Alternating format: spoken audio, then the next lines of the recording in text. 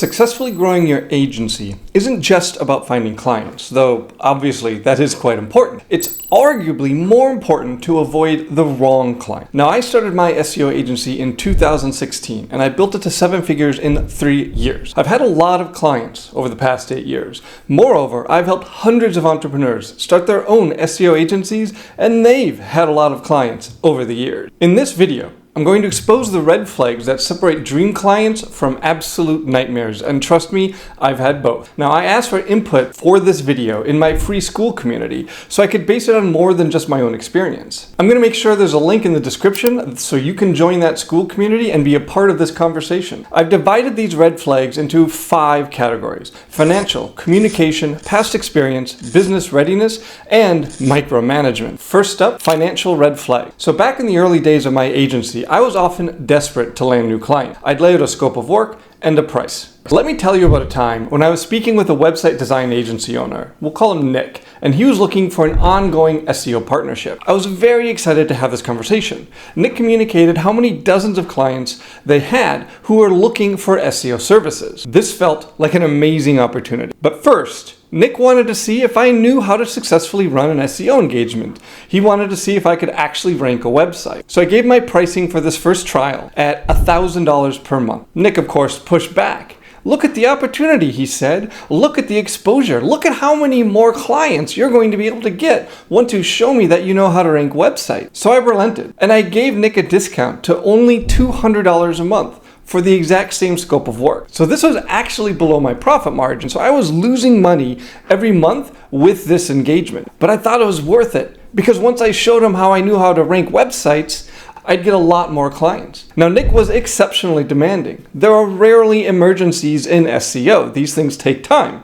Not 6 months like some say, but at least weeks. Nevertheless, Nick would call at all hours with urgent requests. He constantly asked for additional content, website fixes, evidence for backlink sourcing, all the while insisting everything was just minor tweaks. I would explain these things were actually significant additions to scope of work, that I was spending a lot of development resources I hadn't expected to, based on his business and expertise in web design. And yet again, Nick reminded me of the future opportunity, the clients that would come soon once I demonstrated my ability. Now, I was new. I didn't know any better. I successfully ranked this trial website in 2 months. But even so, you know where this story ends. Nick decided SEO wasn't a good fit for his website design clients because they didn't have the budget for it.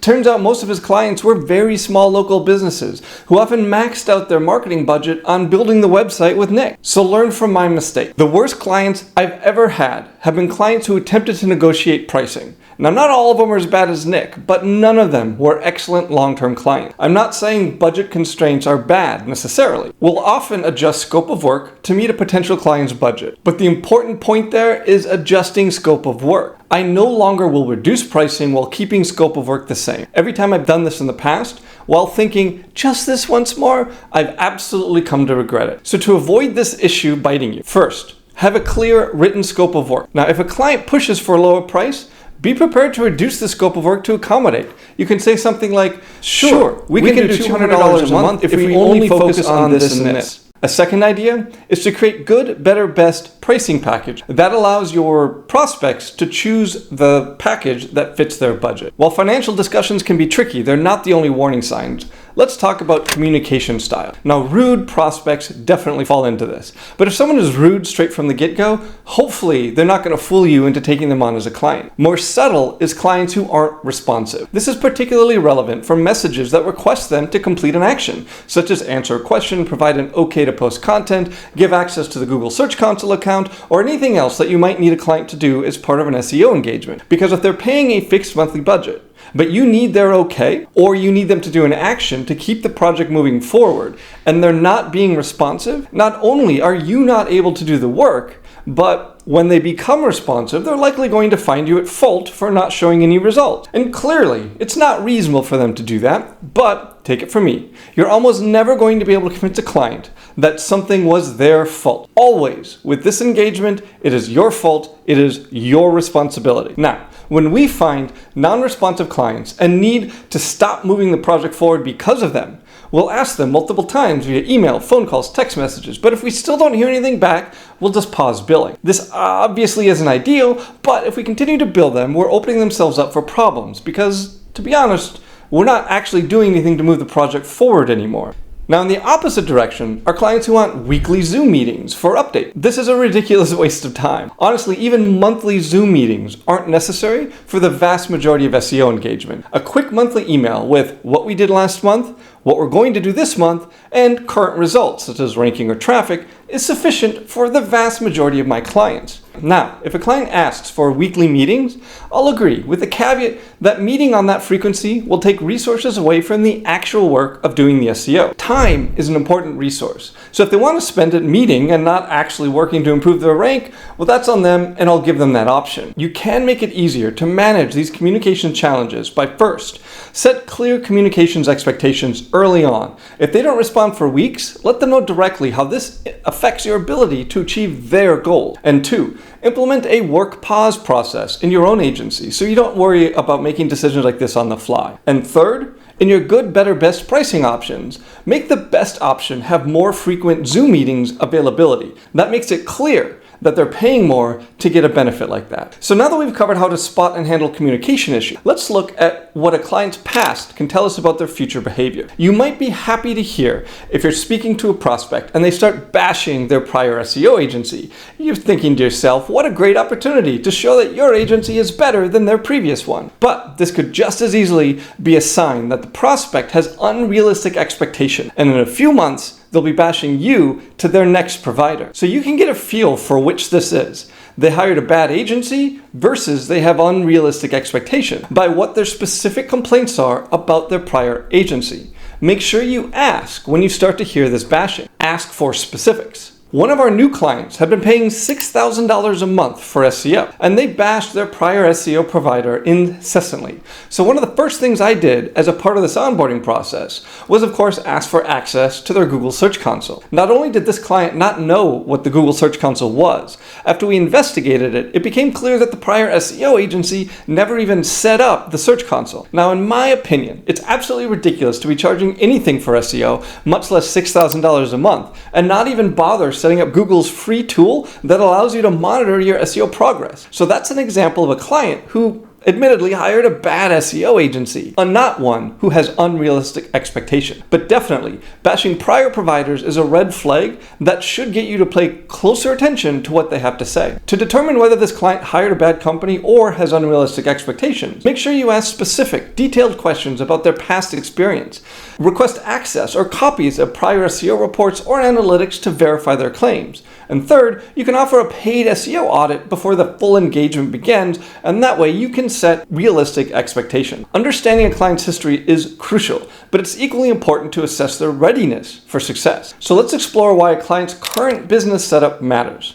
If you're talking to a prospect, is that prospect actually ready to do anything with the inquiries and leads they'll receive when you're successful? Do they have follow-up systems in place? Most new inquiries, especially online, need 7 or 8 touches before they'll buy anything. If a new client doesn't have any follow-up systems in place, they'll most likely not have a successful engagement because none of these inquiries or leads are going to convert to paying customers. And if they don't, you could adjust your scope to add creating these follow-up systems for them. In general, I will no longer take on a new client who has no follow-up systems in place and isn't receptive to having them created. Customers just rarely buy on the first interaction with a business they found online here in 2024. Now, this is less critical, but still important for SEO. In paid ads, absolutely do not take on a client for paid ads unless they have a follow-up system in place. They will not get an ROI, and they're going to blame you for it. A successful engagement with this type of client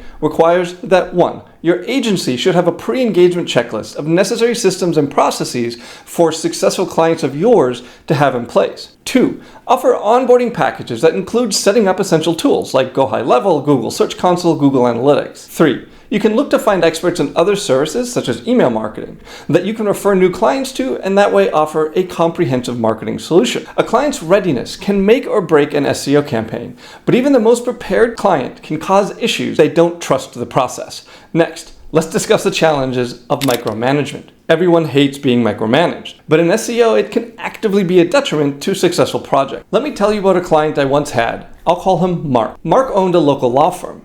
Mark hired me to improve his website's SEO, but he turned out to be the epitome of micromanaging. From the get-go, Mark insisted on daily ranking reports for every keyword we were targeting. This is 200 of them. He'd call me every morning to discuss why his website had moved up or down a single position for personal injury lawyer overnight. Content creation itself was an absolute nightmare. Mark demanded to write all the blog posts himself, despite my explanations about the importance of SEO optimized content. The articles he produced were stuffed with keywords to the point of being unreadable. When I suggested edits to improve readability and user experience, he'd accuse me of not understanding SEO. Now, every week, Mark would send me links to SEO articles that he'd read online, often from outdated or unreliable sources, and demand that we implement whatever tactic they had suggested immediately.